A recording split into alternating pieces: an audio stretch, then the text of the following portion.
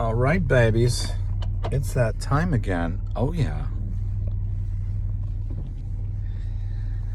On my way to get some vegetables to put in my slow cooker.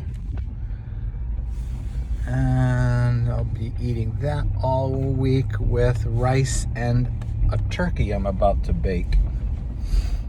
An 18-pounder. And we'll freeze a bunch of that, and there you have it. Let's see. We are in Genesis 17, and it's all about circumcision, baby. Oh, yeah. Now, at first response, I'm like, oh boy, here we go.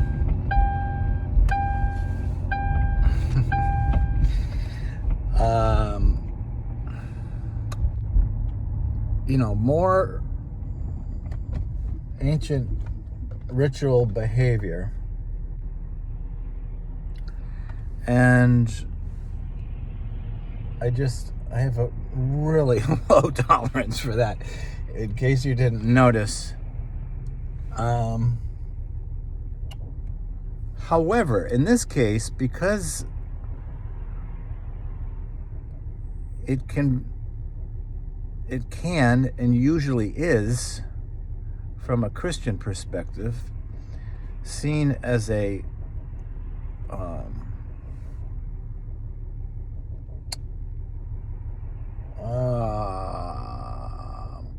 can't think of the right term.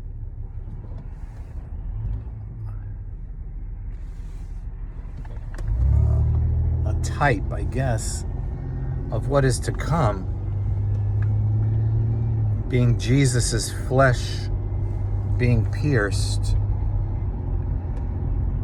in a sacrificial, covenantal context. Circumcision makes some sense. In fact, it's supremely profound, if that's what it is. But the reason I hesitate with it is because I don't want to get too deep into this, because it'll just take me forever to explain, but just that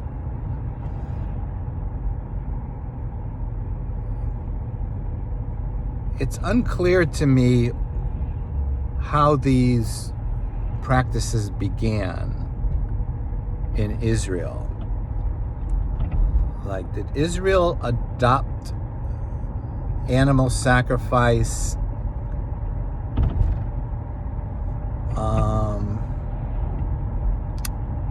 on its own, or was it influenced by other religions, some being polytheistic, who also practiced it as a way of appeasing deities? The reason why that's important to me is it really bothers me that the true God of the universe, the true creator of the world, would be influenced by religions that don't recognize him, and then to use their practices as a primary precursor to an eternally changing event, that being Jesus's atonement. It really bothers me that there would be an influence there. Now, did God just look around and say, well, seeing as you guys are doing this, I'm going to one-up you on this, and I'm going to send my beloved Son to be the eternal Lamb of God, at whose name every tongue will confess and every knee will bow? I suppose. But I would rather think that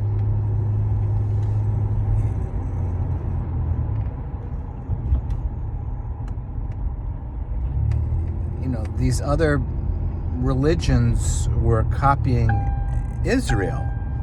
But I really don't think that's the case. Because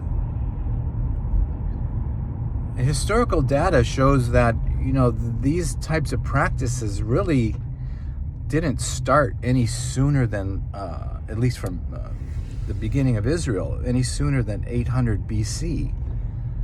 So clearly there were, other religions going on in the world prior to that. And I'm fairly certain they were using animal sacrifices. So this whole piece just like bugs the hell out of me. And it never used to. I used to always just be enamored of the idea of how perfect is this? Jesus is the Lamb of God. Following the type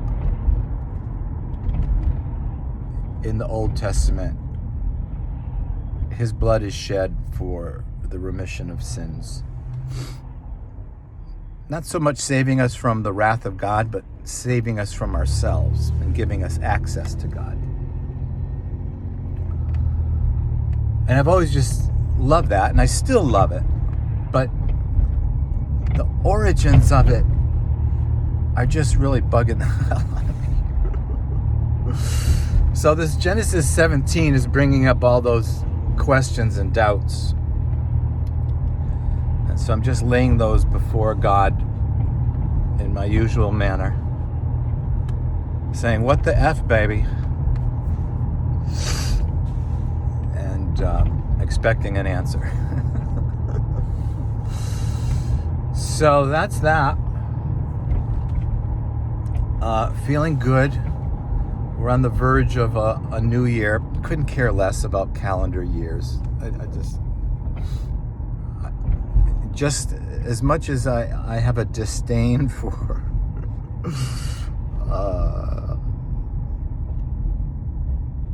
ritualistic behavior, especially if it's from thousands of years ago, I'm equally unconcerned about our superficial holidays. Because, and the reason is, it should be fairly clear, because I believe Jesus to be the essence of God made real to us, living in us by his Spirit, giving us evidence of his commitment, moment by moment, if we care to notice. What do we have to do with national holidays, world holidays? It just seems like a waste of time. To me, it's like, for those of you who have no life, here's a day where you can have a reason for celebrating. It's like, what? I'd rather be seated with Christ in heavenly places and rule the joint. Yeah, baby. That's what I'm doing.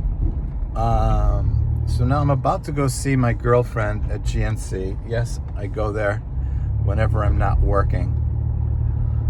So, vacations and weekends. And the reason I do that is I look for clearance items where you can get things for dirt cheap, and I always want to catch them before anybody else does. And I get to say hello to her and let her see that, yes, I'm still dressing like a queen and letting the world know that Jesus is alive for all of us. And she's very welcoming to that. Now, I thought I was going to be dancing, but God put the nix on that. I mean, I could be wrong that I read that incorrectly, but I just, as soon as I put away the idea of dancing this weekend, I immediately received this piece kind of overwhelmed me, as it often does when I'm in step with God. And so, yeah, not dancing right now. I might be dancing some other time, but not this weekend. All right, babies, stay true to who you are, and God will meet you right there. Love you.